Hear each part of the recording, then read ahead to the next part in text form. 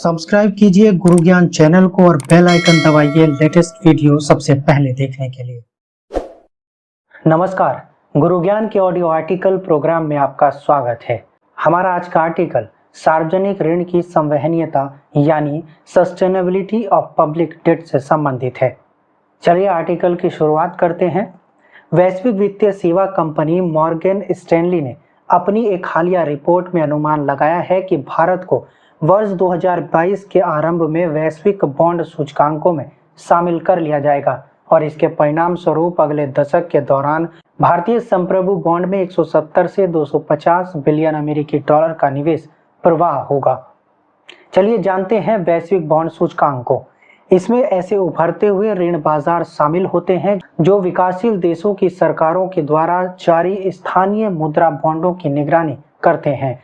भारत अधिकांश benchmark equity सूचकांकों में उपस्थित रहा है, लेकिन बॉन्ड सूचकांक बाजार में भारत अब तक अनुपस्थित है। अभी हाल ही में भारतीय बॉन्ड बाजार विभिन्न कारणों से चर्चा में रहा है। इनमें सार्वजनिक ऋण की संवहनीयता नीति निर्माताओं के दृष्टिकोण से प्रमुख विषय है। बात करते हैं सार्वजनिक ऋण या उधारी के उद्देश्य की। सार्वजनिक ऋण का लक्ष्य आमतौर पर प्रस्तावित व्यय और अपेक्षित राजस्व के बीच असंतुलन के कारण उत्पन्न अंतर को कवर करता है। प्रायः प्रशासनिक व्यय में वृद्धि के कारण अथवा बाढ़, अकाल, भूकंप और संचारी रोगों जैसी अप्रत्याशित समस्याओं के कारण सरकार की आय कम हो जाती है, क्योंकि उन्हें इन समस्याओं को दूर करने के लिए अत्यधिक व्यय करना पड़ता है। मंदी का आशय उस स्थिति से होता है जब लागत कम हो जाती है और उद्योगों पर पैसा खर्च करने अथवा निवेश के लिए लोगों की क्षमता कम हो जाती है। साथ ही भविष्य में लाभ मिलने की कोई संभावना भी नहीं होती। मुद्रास्फीति का अर्थ बढ़ी हुई लागत की स्थिति है। ऐसी स्थिति में प्रायः सरकार ऋण लेकर बड़ी मात्रा में लोगों की कार्यशक्ति अथवा उनकी खर्च करने की शक्ति को सीमित कर सकती है। एक विकासशील अर्थव्यवस्था में सदैव कमी की स्थिति बनी रहती है। साथ ही इस प्रकार की अर्थव्यवस्थाओं में सरकार भारी कराधान का आश्रय भी नहीं ले सकती है, लेकिन देश से गरीबी हटाने के लिए विकास परियोजनाओं को आगे बढ़ाना अनिवार्य और महत्वपूर्ण है। ऐसी स्थिति में सार्वजनिक ऋण ही एकमात्र उपाय होता है। इसलिए सरकार वित्त जुटाने के लिए देश के अंदर से या विदेशी सरकारों से या आम लोगों से ऋण लेती है। सरकार निर्माण गतिविधियों और शिक्षा एवं स्वास्थ्य जैसी सेवाओं के विस्तार के लिए भी ऋण लेती है। जब देश के नागरिक कर भुगतान में सक्षम नहीं होते हैं, तब भी सरकार को ऋण लेना पड़ता है। कभी कभी तो लोगों में कर भुगतान की क्षमता होने के बावजूद सरकार लोक लुभावन नीति पर अमल करते हुए कभी भी कर नहीं बढ़ाती, जिसके परिणाम स्वरूप उसे ऋण की आवश्यकता होती है।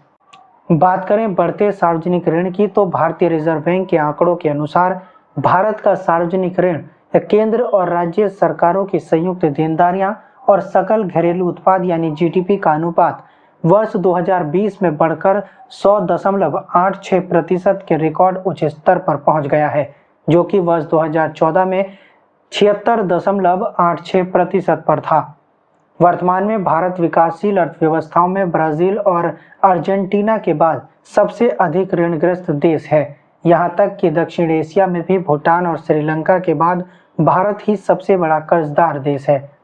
गौरतलब है कि ब्रुनेई, संयुक्त अरब अमीरात और रूस में ऋण जीडीपी अनुपात क्रमशः 2.46%, 19.35% और 19.48% ही है। अब जानते हैं उच्च सार्वजनिक ऋण के कारणों को। बैंक पुनर्पूंजीकरण। वर्ष 2017-18 में सार्वजनिक बैंकों के पुनर्पूंजीकरण के कारण मात्रा की दृष्टि और जीडीपी के प्रतिशत के रूप में केंद्र सरकार के कुल ऋण में महत्वपूर्ण वृद्धि हुई है। वर्ष 2017-18 में सरकारी स्वामित्व वाले बैंकों के वित्त पोषण के लिए 80,000 करोड़ रुपए के पुनर्पूंजीकरण बॉन्ड का प्रयोग किया गया था। उदय बॉन्ड। उज्ज्वल डिस्कॉम एश्योरेंस योजना यानी उदय से संबंधित बॉन्ड जारी होने के बाद वर्ष 2015-16 और वर्ष 2016-17 के दौरान राज्यों की देनदारी में बढ़ोतरी हुई है। राष्ट्रीय आय में करों की लघु हिस्सेदारी।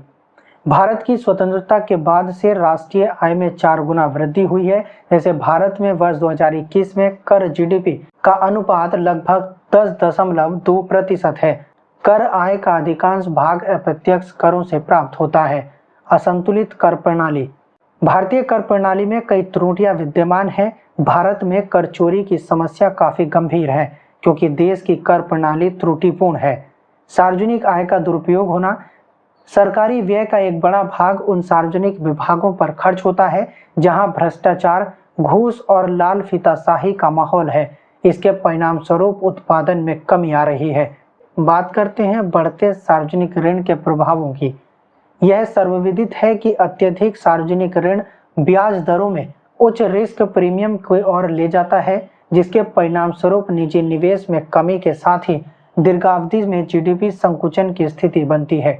हालांकि सार्वजनिक ऋण में वृद्धि से अल्पावधि में कुल मांग और उत्पादन को प्रोत्साहन मिलता है, लेकिन यदि ऋण जीडीपी अनुपात 90% से अधिक हो जाता है तो दीर्घावधि में आर्थिक वृद्धि नकारात्मक हो जाएगी। चलिए देखते हैं क्या हो सकती है आगे की राह। घाटे में चल रहे सार्वजनिक उपक्रमों का निजीकरण। सरकार घाटे में चल रहे एयर इंडिया जैसे सार्वजनिक क्षेत्र के उपक्रमों के निजीकरण पर विचार कर सकती है। इसके अलावा किसी सार्वजनिक उपक्रम के निजीकरण में न्यूनतम सरकार अधिकतम शासन यानी minimum government and maximum governance के सिद्धांत को अपनाया जा सकता है। विवेकपूर्ण रुख। राजकोषीय उत्तरदायित्व और बजट प्रबंधन यानी FRBM अधिनियम 2003 के अनुसार राजकोषीय समेकन प्राप्त करना और पारदर्शी ढंग से कार्यान्वित विवेकपूर्ण ऋण प्रबंधन और मौद्रिक नीति के प्रभावी कार्यान्वयन के माध्यम से दीर्घावधि आर्थिक स्थिरता प्राप्त करना मुख्यतः सरकार का दायित्व है। इसके अनुरूप भारतीय रिजर्व बैंक छत्तीसगढ़, गोवा, मणिपुर आदि राज्यों के नकदी और ऋण प्रबंधन के विवेकपूर्ण उपायों के बारे में संवेदनशील बना रहा है। PFMS का लाभ उठाना। केंद्र सरकार अपने विभिन्न मंत्रालयों के माध्यम से लगभग 3 लाख करोड़ रुपए के वार्षिक परिव्यय के साथ 1000 से अधिक समाज कल्याण योजनाओं का कार्यान्वयन कर रही है। बेहतर पारदर्शिता और जवाबदेही को बनाए रखते हुए राजकोषीय घाटे के बेहतर प्रबंधन के एक अंग के रूप में धन के हस्तांतरण और उपयोग पर समृद्ध, समेकित और बारीक डेटा के माध्यम से सार्वजनिक वित्तीय प्रबंधन प्रणाली यानी PFMS का अधिकतम लाभ उठाया जाना चाहिए। सार्वजनिक योजनाओं में PPP मॉडल। सरकार दीनदयाल उपाध्याय ग्रामीण कौशल योजना जैसी सामाजिक योजनाओं में सार्वजनिक निजी भागीदारी यानी PPP मॉडल के बारे में विचार कर सकती है। कर व्यवस्था का सामंजस्य। हालांकि GST ने लगभग सभी प्रत्यक्ष करों को शामिल कर लिया है, यह अभी भी अल्कोहल, पेट्रोलियम उत्पादों, बिजली आदि पर लागू नहीं होता है। इस प्रकार कर GDP अनुपात में सुधार की दृष्टि से राष्ट्रीय सर्वसम्मति की प्राप्ति के लिए GST को सामंजित करने और इसका विस्तार अन्य क्षेत्रों में भी करने की आवश्यकता है। इसके अलावा सरकार को उच्च सार्वजनिक ऋण को स्थानांतरण के लिए वित्त पोषण के अतिरिक्त स्रोतों के लिए एक निवेशक अनुकूलन वातावरण का भी निर्माण करना चाहिए। नवीकरणीय ऊर्जा पर बल। भारत कच्चे तेल की अपनी घरेलू आवश्यकता का लगभग 80% आयात करता है। भारत वर्ष 2025 तक 5 ट्रिलियन अमेरिकी डॉलर की अर्थव्यवस्था बन सकता है यदि वह जीवाश्म ईंधन पर अपनी निर्भरता को कम करते हुए नवीकरणीय ऊर्जा पर अधिक जोर दे, जिससे विदेशी मुद्रा की बचत होगी। इसके अतिरिक्त सरकार को निम्न लागत, जोखिम शमन और बाजार विकास जैसे सिद्धांतों का पालन कर सार्वजनिक ऋण प्रबंधन की दक्षता में वृद्धि करनी चाहिए।